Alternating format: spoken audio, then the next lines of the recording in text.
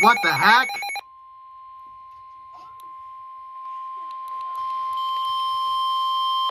This is a blizzard warning from the National Weather Service.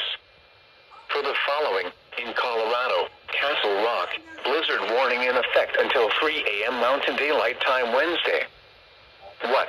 Blizzard conditions expected. Total snow accumulation 3 to 6 inches.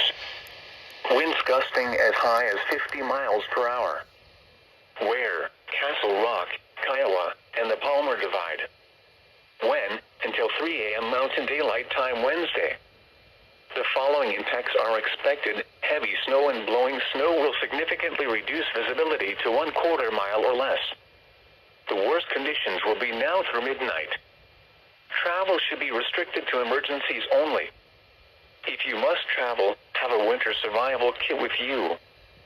If you get stranded, stay with your vehicle.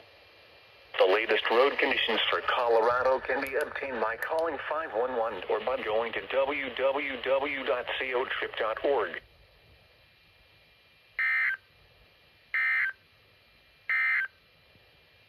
Here is the forecast for Denver. Okay, then. That was as soon as they like went at the same time pretty much. Yeah.